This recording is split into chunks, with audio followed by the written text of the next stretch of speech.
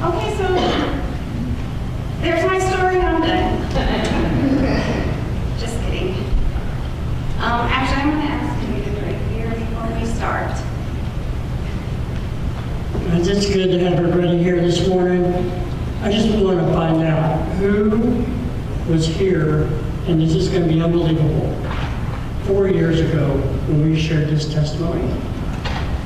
All right.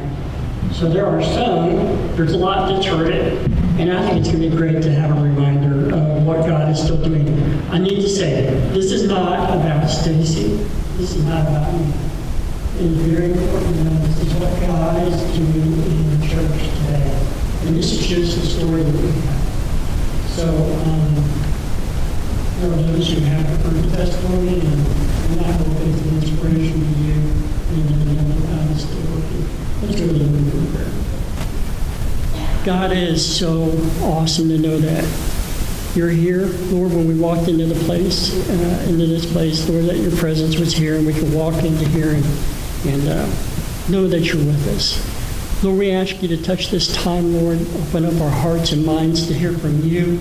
Just help us all to relax, Lord. Help us just to be able to share a little bit of our story, Lord. And number one, Lord, we want you to be heard this morning. We want to feel your presence. We thank you, Lord, so much. In Jesus' name, amen. So, the song that you just heard, Pastor actually recommended that I listen to that song a few months back. He felt like I could relate. And I do. It really does tell my story. And I know some of those pictures might have been hard to look at, but they're real. I'm going to actually start today back in 2015, where our life was busy. I had realized that my oldest daughter was going to graduate before I knew it. I was working here at the daycare, and I decided I probably should slow down so I can spend some more time with the kids. So I quit the daycare and did just that. In early 2016, I started my morning devotions, and Davey shortly joined me after that. And every time we would do our devotions, he would tell me, I think God's preparing us for something. We just had no idea what. So March 6, 2016, I celebrated my 43rd birthday. We came to church that morning. We went out to lunch. Pretty normal day. March 8th, I was scheduled to go in for an endometrial biopsy. And my doctor was checking to see if I had cancer. I had some things going on, and that was the last thing she needed to do, to see if I had cancer. Fortunately, I did not.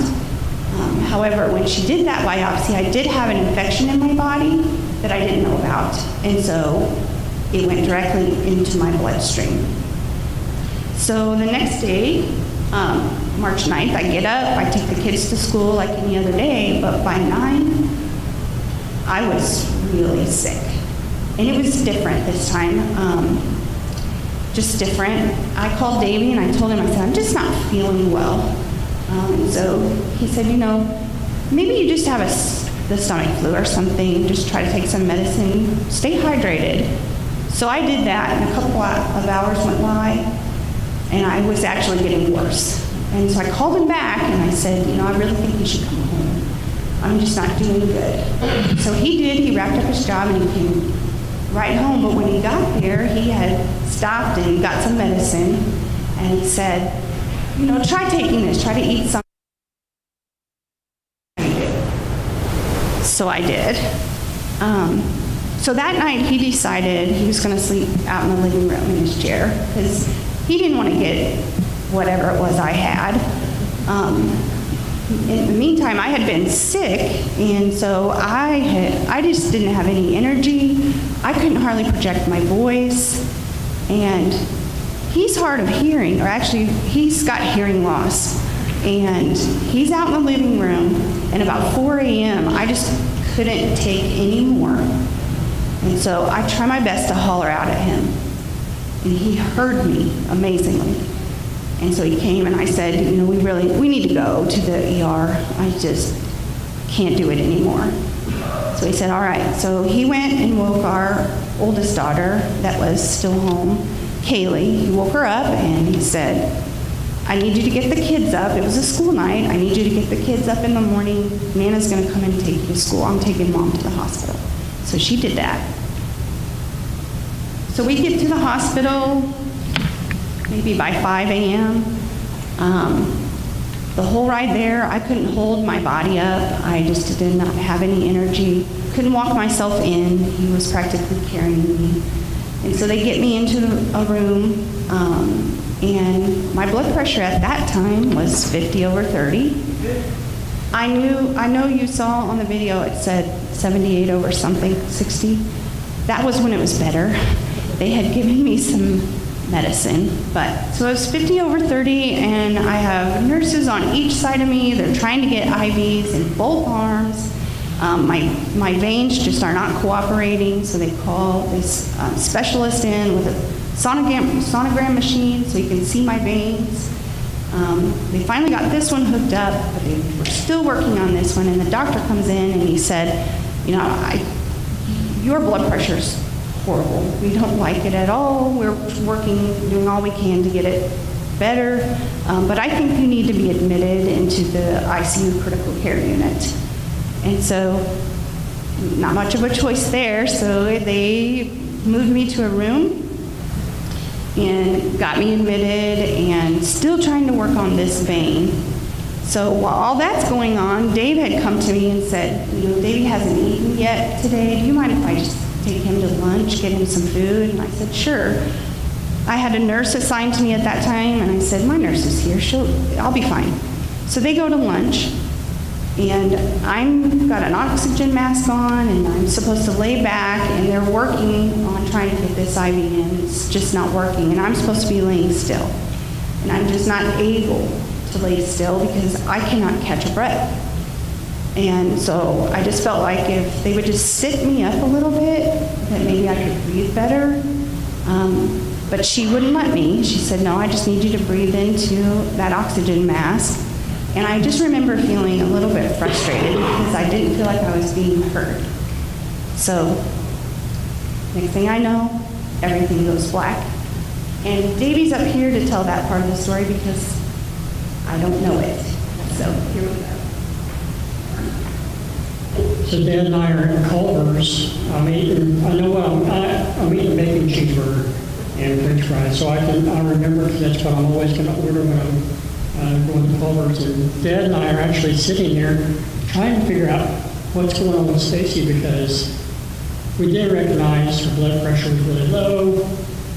We really thought it was the flu because there was a flu epidemic that year, and the hospitals were full with flu patients.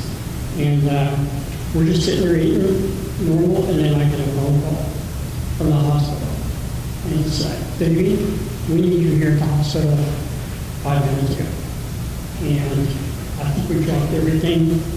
We didn't put anything in the trash. We just left. We went to the hospital, and I ran down the hallway into the ICU unit. And Lana, which is Stacy's, I didn't realize how critical she was at all. And but they had a dedicated nurse for Stacy. Her name is Lana. And I won't forget her.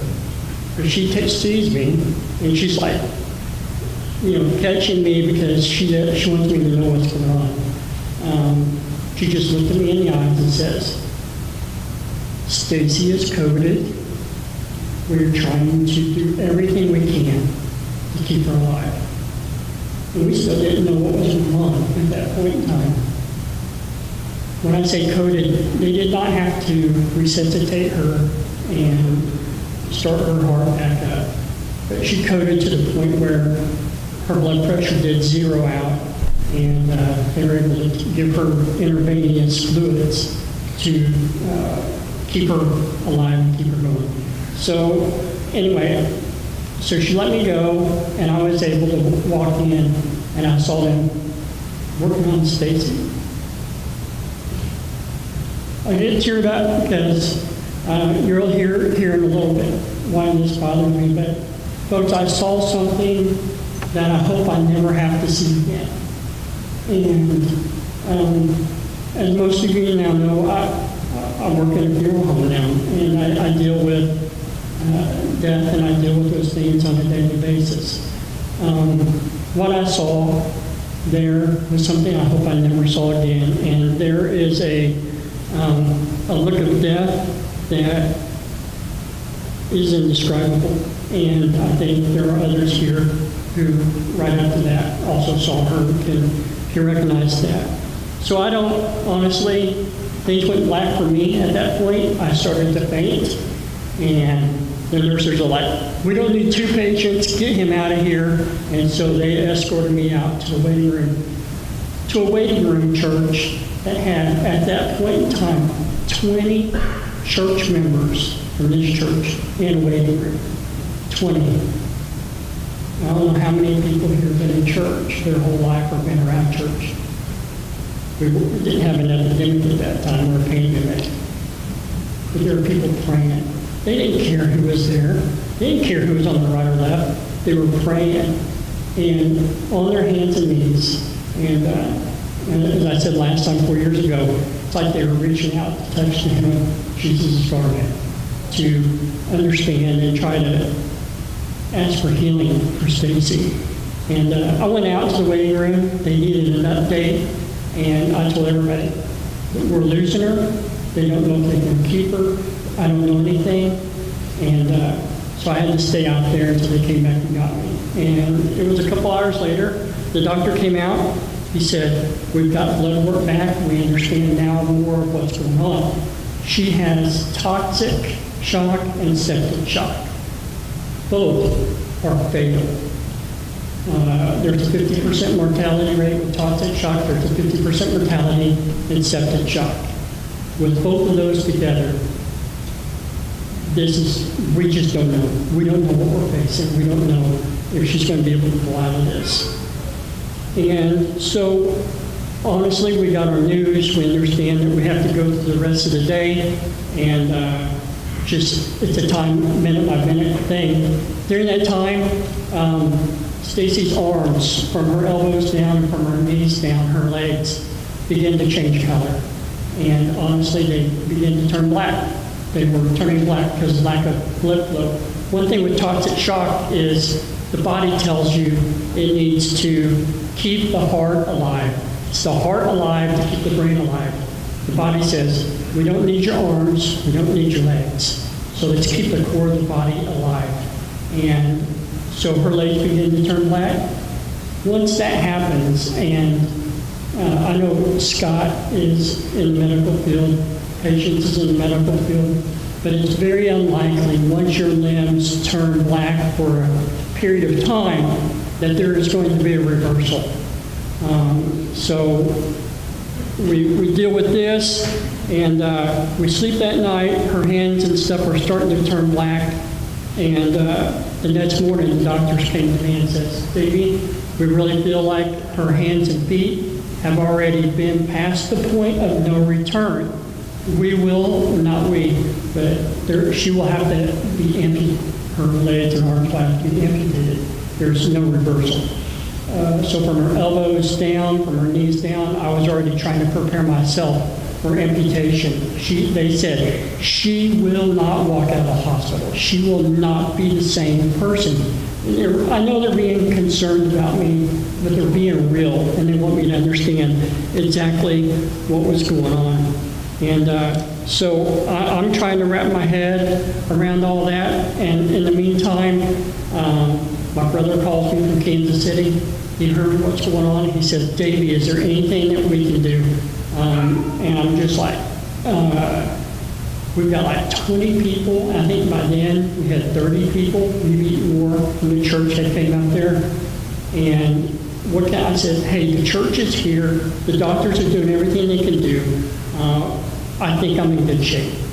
And so I just wanted him to relax. He's 2.5 hours away, and I didn't want him to have to worry about us.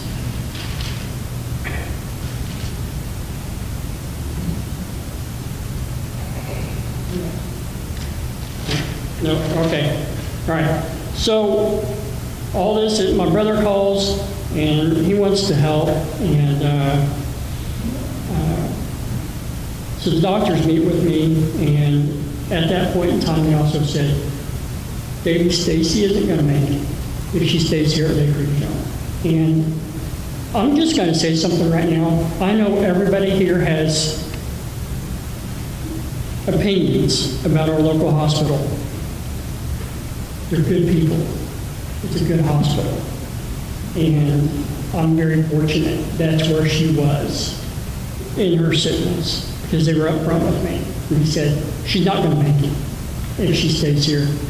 And so we're dealing with, what do we do? They said, we've already tried to call other hospitals in the state of Missouri. All the hospitals are full. Every single hospital in the state of Missouri is full.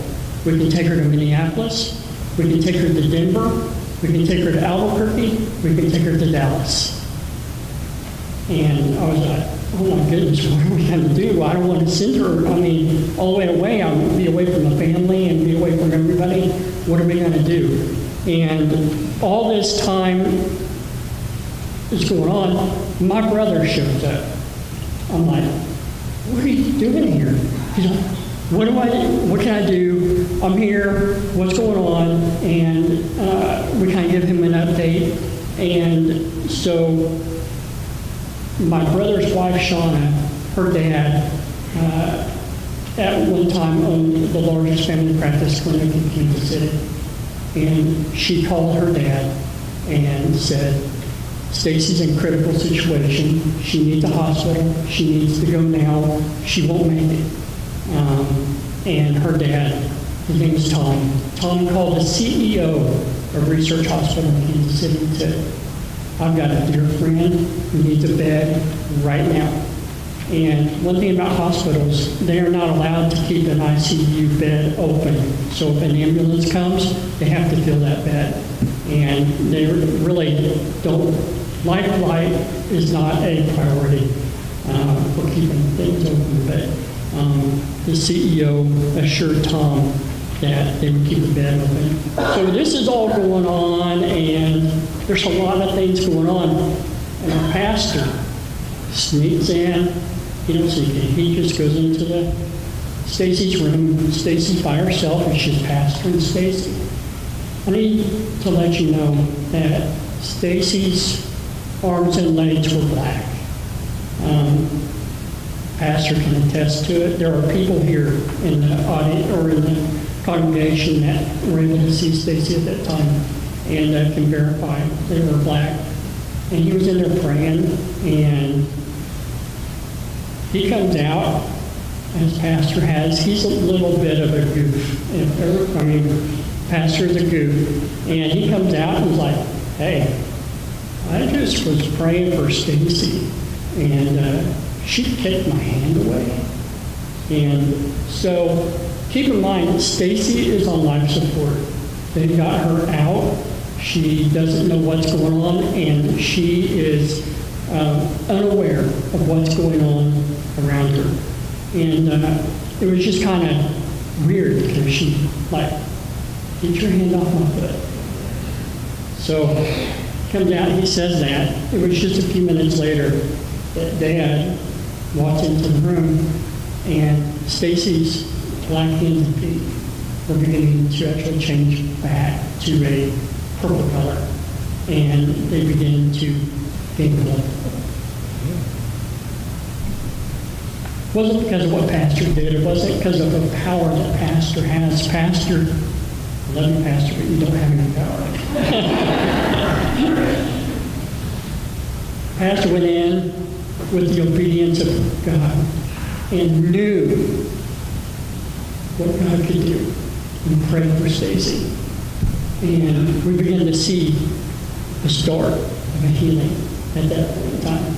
And it was just, honestly, everything's just a blur for me, so I'm trying to regain, but I remember these stories. Dad went in, he saw it, he's like, hey, and then Lana, the nurse, is like, Davey, I don't know what's going on. This can't happen. You can't have veins regrow in that amount of time. It just can't happen. Those are things that is not going to happen. And we knew what was going on. God was beginning to work in the lives. So all this is going on. We've got a hospital going on. We're starting to see a little bit of improvement with Stacy as far as blood flow to her legs, but she's still in critical condition. She's a mess. So the hospital, the helicopter is on its way from Columbia because they had to get a jetted helicopter. They needed to get her there very fast, and the Lake Regional helicopter is just not fast enough. So we leave a few minutes before the helicopter gets there. Pastor's driving my car. Steve Pemberton is following. I remember very little. I think we had to go to my house. I was there for no more than 3 minutes packing bags so that we could go to Kansas City. Pastor, I don't know the technicalities of it. We don't want to call it sin, but he was possibly overdoing the speed limit just a little bit. I don't know for sure. So I don't call it, we're not going to call it sin, we're going to call it grace. We're going to call it grace. He was overdoing the speed limit a little bit. I am not kidding. When we pull into Kansas City, we're going down the highway, and at that time we hit 470. I'm almost sure that Pastor said, Davey, there's a helicopter that was coming down and landing as we were pulling into Kansas City. It's a God thing. It doesn't make sense. Helicopters and cars do not go at the same speed. So it just don't work, but honest to goodness, helicopter's landing as we're on I-70 and we're pulling in, or 71 highway, but we're pulling in, and I'll never forget, Steve had said, goodness gracious, it was like a NASCAR drive all the way to Kansas City. And I mean, he was driving fast. We were trying to get there. And so we get there, and the CEO of Research Hospital had already called in a lady, her name was Rachel, and they put together a team of specialists on a Friday night. And you just don't happen. Whenever there's someone that comes in and they call the on-call doctor. So if you're coming in on life flight, there's a person, they go, I need a vein specialist or vascular specialist, I need a nephrology specialist, I need a pulmonary specialist, and they go to the next on-call list. Okay, that is who's on call, that's who's coming to the hospital. Everybody who was on call that night was the #1 doctor in Kansas City, in their field, that was on call, that was there that night, which was an amazing. Stacy came in, those doctors began to assess her. The first doctor that came out to meet me was an infectious disease doctor. And he looked at me and he said, Stacy's in a really bad situation, guy. She's really bad. I'm going to say that she is the sickest patient we have here at Research Hospital. If not, she is the sickest patient in all the Kansas City area. There is no one sicker than her. I'm going to be up front with you. I'm going to give her a 5% chance to pull out of this. There just isn't enough for her. He goes, I'm telling you medically, this is where she's at. He goes, are you a believer? This is from a doctor. And doctors don't talk religion. They don't speak, are you a believer, or things like this. Those things don't happen today. And I said, I am. He goes, I'm doing everything I can do. Medically, she has a 5% chance of pulling out. But if you get some people praying, I believe God can do something different than what we can do. And I'll never forget that. He said, how many people you got praying? I said, I don't know. We got the whole church praying, words going out. We have thousands of people from all over the United States.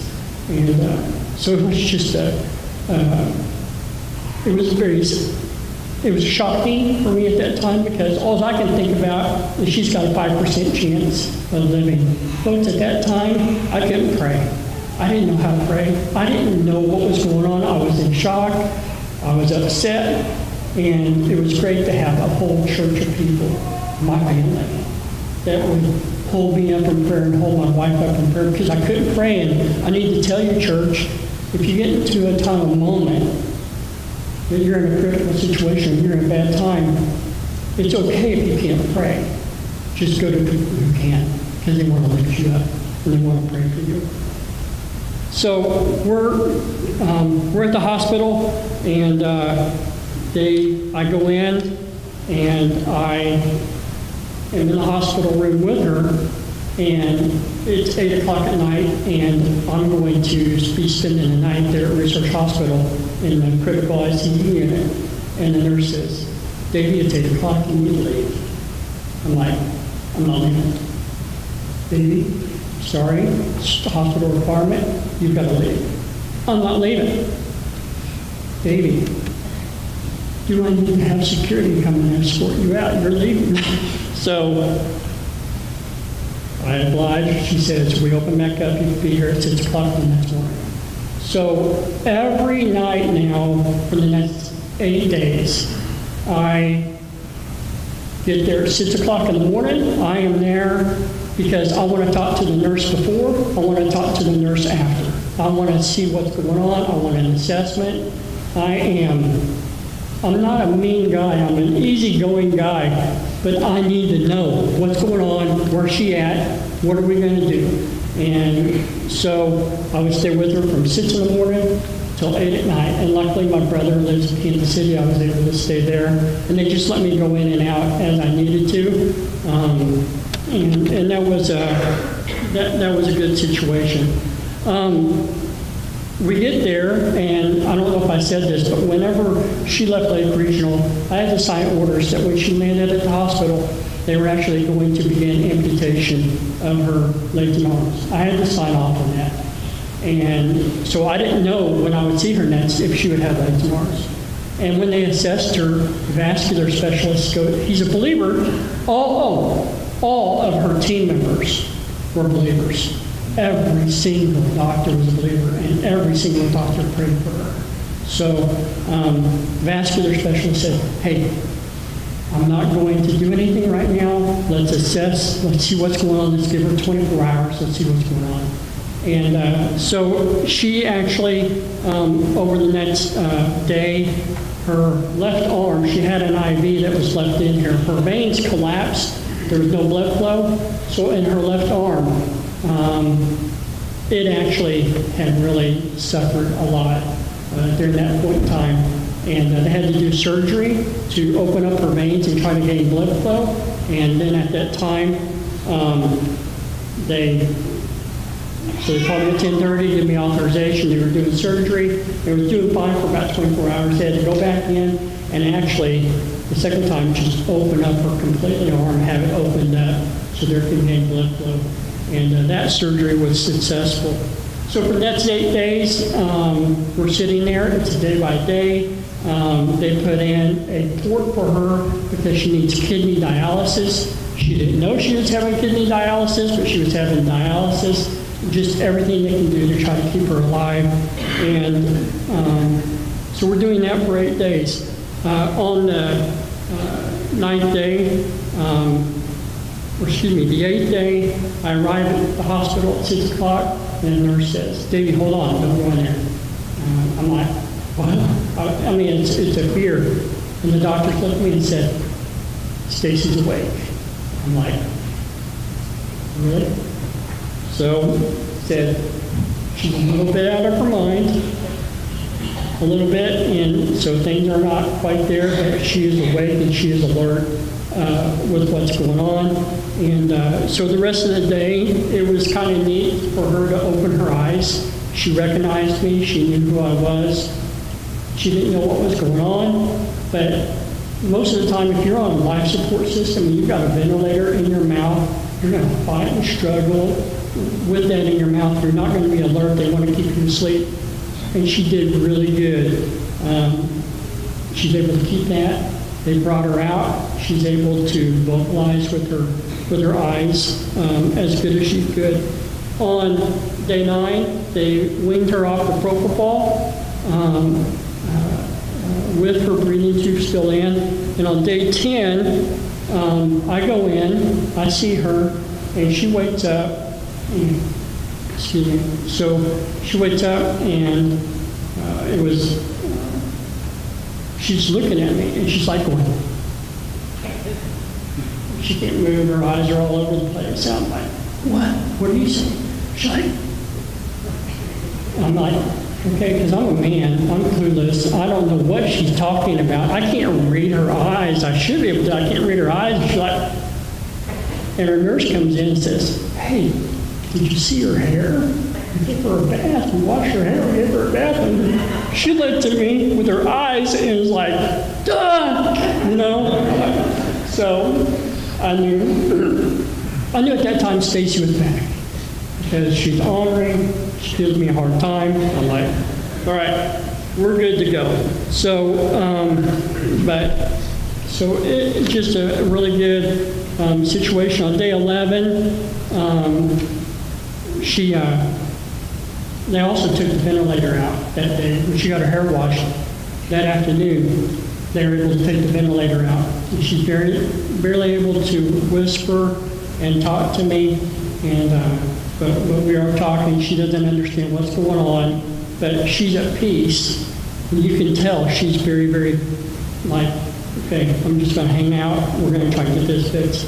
On day 11, my parents and kids show up. I kept the kids at bay. I would not let the kids see their mom.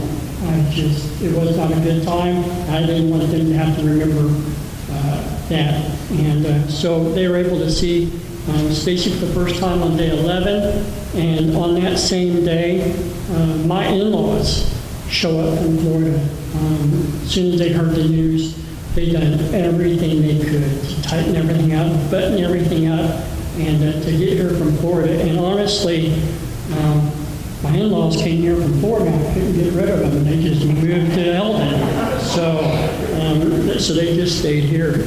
And that's been, my in-laws were such a blessing during that time. They came in to the house and took care of the kids. My mom and dad took care of the kids, and we had no worries. So later that evening, we moved to a step-down unit on another ICU floor, and Stacy's able to talk.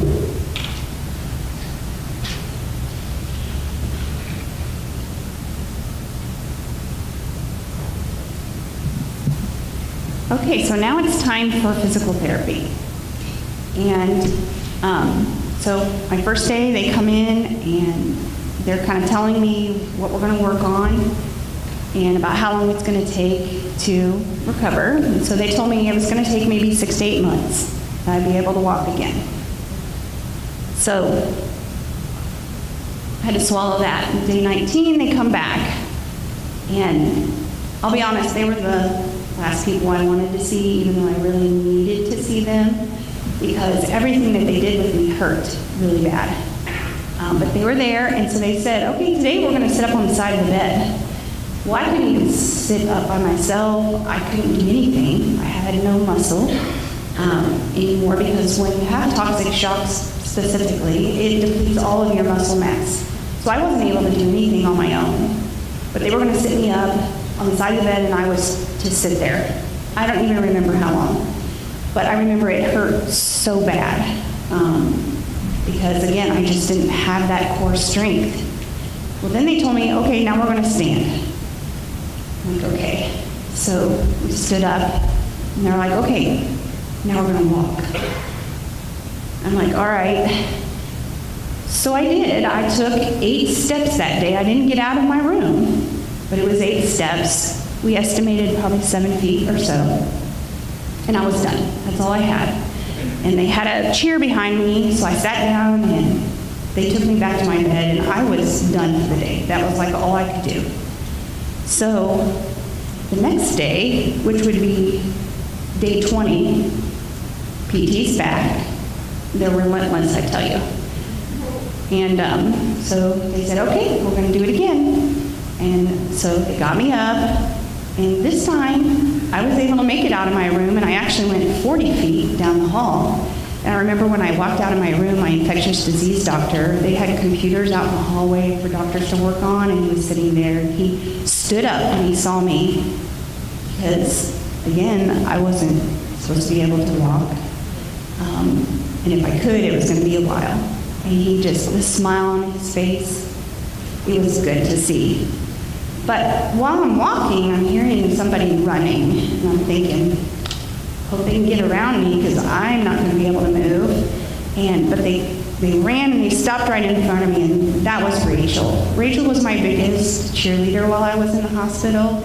Even before I got there, she had her kids and her down on their knees praying for me. She was the same age as me.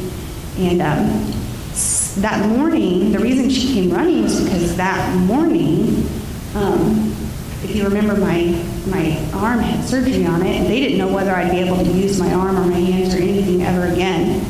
And so that morning, though, I discovered that I can move my fingers just a little bit. And so I was showing everybody. I showed my nurses, of course, my husband. My nephrology doctor came in, and I showed her too.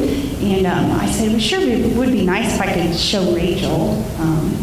She'd just be so happy. So she actually, on her own, made a call to Rachel, and that's why Rachel came running. And so she said, you have got to show me your fingers. And so I did, and she just started weeping. She just couldn't have been more happy. She made a call to the vascular surgeon and shared that great news. So again, God was working. So day 21, PT's back, and again, we're going to walk. So that day, I walked all the way around the nurses' station, which we estimated about 120 feet that day. I did have to take a break about halfway through, but that's okay. I made it, and I made it all the way back into my room, and they made me go sit in a chair, which I hated because it hurt to sit up. But I did it. So after that, the next couple of weeks were kind of boring in my room, which was good. He spent that time kind of arguing with insurance. And because they were trying to work on, I needed rehab. If I was going to leave the hospital, I needed rehab. And so they were trying to work on that, but my insurance was saying no. So he spent time doing that. And then finally I got to move to the third floor. And that was good news because third floor was where you weren't staying very long. So I knew I was probably going to be leaving soon. So day 26 comes, and it's time for Davey to go. He's been there the whole time, so he's not been working. So he goes, but my dad comes to stay with me for the rest of my time there. And the whole time my dad was there, he was one of my biggest encouragers. He was also a thorn in my side, which they told me that was a good thing, but in all reality it was, because he always wants me to do the best that I can, and so he would push me just a little bit harder. But he also would help me eat, because I'm still not able to really hold a fork by myself. And so he's cutting up my food and making sure I'm eating, and so he was good for me. But I still had one remaining hurdle, and that was my bladder. My bladder just didn't want to work. So that night, I had a new nurse that I'd never seen before. And it's kind of nerve-wracking a little bit when you get a new nurse, because you get used to your regular ones, you get used to them. But I had a new nurse, and so my nurse for the day was telling her about my bladder. And so my new nurse said, I think I'm going to try something old, like old school on you. I'm going to train your bladder overnight. So that consists of clamping down my catheter for, I think it was a couple of hours, and then releasing it, and then clamping it. She did that all night long to retrain my bladder. Well, a couple of days later, I got to go to the bathroom all by myself. So that worked. April 11th comes, and this whole time my heart rate has been really high, which is normal when you have an infection and your body is fighting something off, but mine was really high. So the doctor that I had at that time wanted to just check my heart. And so he ordered an echo, and that came back great. And so he came back with the news, and he said, echo looked great. You can go home if you want. So I was like, I'm out of here. That would be great. I remember that ride home was like the longest ride ever because, again, sitting hurt. But made it home, and I get there, and my mom's there, and she's taking care of the house, taking care of the kids, and of course he's there. And I just had the biggest support system at home. I needed help taking showers, and he would do that for me. I needed help going to the bathroom. I just needed help, and so my mom and dad were taking care of the laundry and the cooking, and I think everybody in our Sunday school class brought a dinner, which was fantastic. I'm just very blessed by all the people that surround me. So September 2016, I'm needing to go in for my yearly exam with my gynecologist. And at that time, she did the normal exam, but she did an ultrasound and noticed that there looked like some cysts on my ovaries and some fluid in my pelvic area. And some fluid is normal for women, but I had way more than normal. And so she sent me to the hospital. She wanted to get a better picture of all of that. And so they called me with the results, and they said, that it doesn't, or she actually called me with their results, and she said, it just doesn't look good. Your cysts are, there's clusters, and they're odd-shaped, and it just doesn't look good. I'd like you to see an oncologist. So I did that. And so when I went to the oncologist, she did her own ultrasound, and when we got the results back from that, she said, well, I'm not really sure what the hospital was seeing, but I don't see any clusters of cysts on your ovaries. Maybe just a few, but they're nothing out of the ordinary. But there is there is fluid in your pelvic area, and so I suggest we do a laparoscopic surgery, drain that fluid, send it off, and test it just to make sure there's no cancer. And so we did that. We did that on December 13th. She drained the fluid, sent it off, and everything came back benign. And she said that inside I just looked great, and she didn't see any sign of cancer. So on March 2017, I go back for my 3-month post-op. They want to make sure that the fluid didn't come back, and it didn't, so that was great. And then I also, that same month, saw my primary doctor. He ran some pretty extensive blood work, and I will tell you, when he was reading my blood work, he used the words, "It's a miracle." Because in the hospital, they told me to expect something to fail. Something would go wrong within my first 5 years of recovery. And my blood work didn't show any signs of anything happening. In fact, it came back better than before I was sick, which was pretty awesome.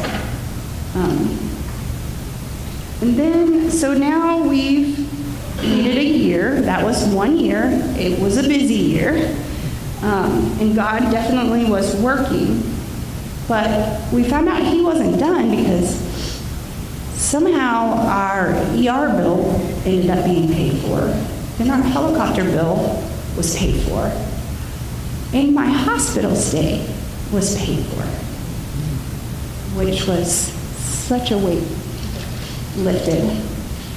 So 4 years have passed since I shared my first testimony, and I'm still so very grateful for everything. I'm now getting to know my body. It's completely different. Things are happening that didn't happen before, like my skin is super sensitive. I have to be careful with lotion, sunscreen, soaps, all that stuff.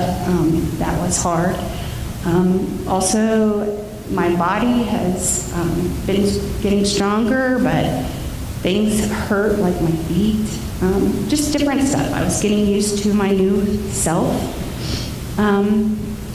Now I found out, funny enough, my bladder was the last thing that wanted to work, and now it's an overachiever, so I got that going on. But I'm maintaining without medicine, so that's positive. And things are slowing down these days, which is good, but reality sets in when that happens. And I suffer from PTSD now. I will oftentimes have flashbacks of the hospital. Some things will make that happen, but also most of my PTSD is wrapped around my health.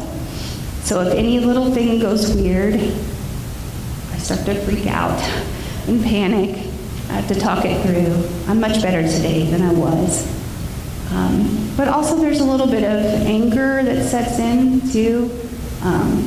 Softball was my game in high school, and my daughter plays softball. I can't even throw with her. I can't do things like that. So it's easy for me to get angry. But I just remember, I'm here. I have my arms. It's a good thing. But also, even though this sickness happened to me in my body, my husband was there too. And so he has a few things he'd like to say. So I know this has been long, and I just have a few more minutes here.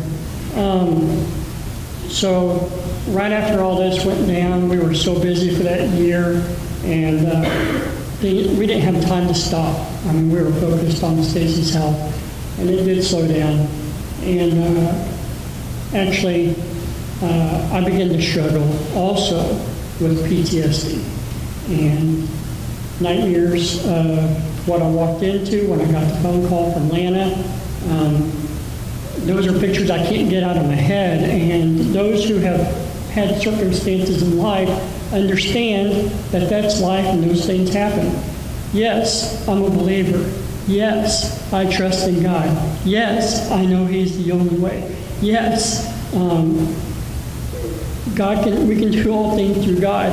Yes, I am a human being, and I'm real, and I live on this earth, and I deal with the circumstances that face us every single day. So yeah, I struggle with nightmares.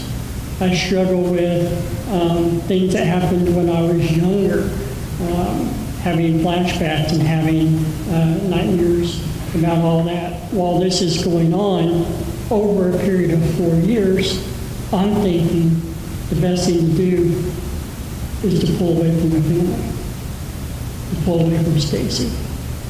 I began to pull away. I began to fall into a depression. I began to be upset. I began to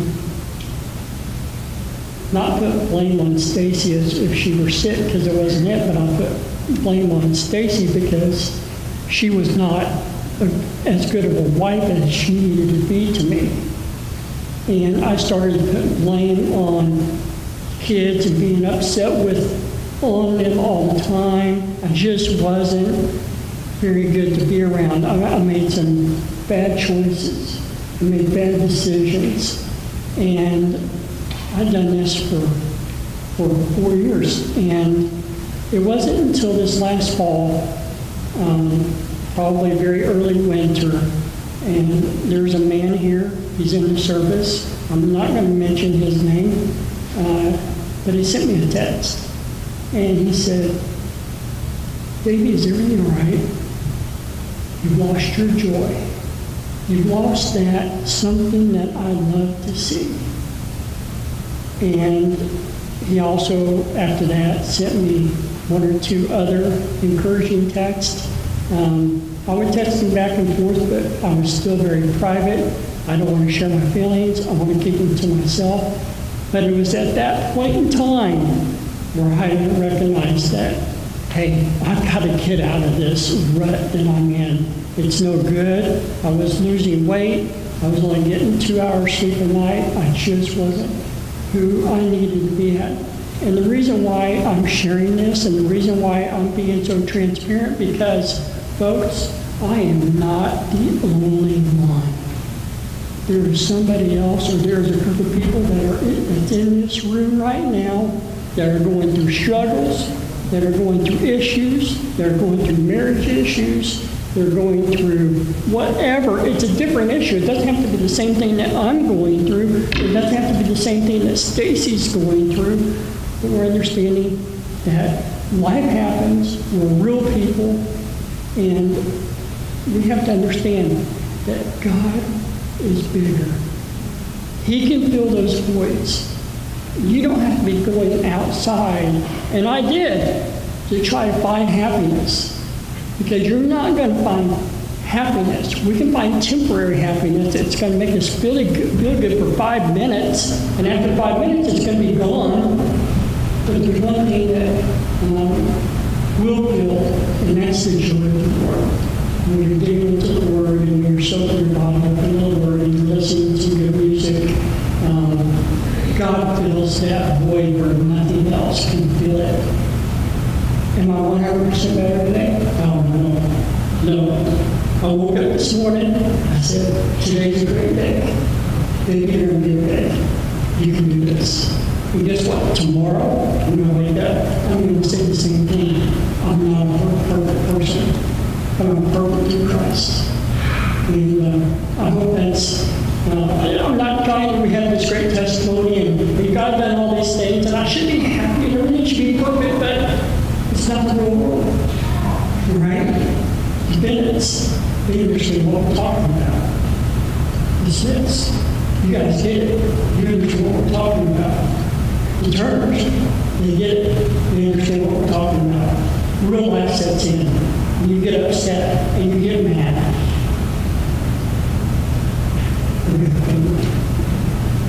It's not just arguing, working. We come together, we fill each other up, we fill each other's voids up. God's much bigger than our circumstances.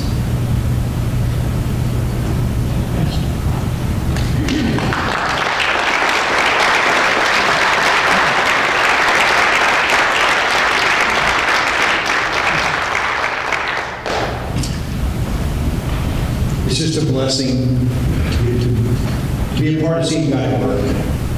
And we like to think that when we've gone through a deep, hard struggle, that the battle's over. But you and I need to be prepared, even as they shared at the end. Our enemy is relentless. He's going to continue to do all he can to affect our faith, to cause us to doubt God, to cause us to be short-tempered and unforgiving, and all those things that we know that he constantly works in our lives to steal from us what God would have for us. And so it's that daily commitment, it's that constant reminder that we need to have for each other is look to God because his grace is sufficient. Continue to surrender to God because he can help you walk through these days. He doesn't always remove the circumstances. Matter of fact, the reason I sent that song to Stacy is because that song, you can look it up on YouTube. The Mercy Meet Group had a friend who had toxic shock, or no, septic shock, and lost both his arms and both his legs. And the message of that song is that God's still faithful in the midst of it. I found it interesting. I sent that to Stacy, and then her first reply was that she kind of felt a little guilty because she still has both her arms and legs. And I said, don't ever feel guilty about what God's doing. If God chooses to heal, we'll rejoice in healing. If God chooses to prove himself powerful in the midst of great suffering, we'll still rejoice because his grace is sufficient for whatever circumstance he allows you to walk through. And that's what we cling to. That's what we hang on to and trust him for. And I have testimony after testimony.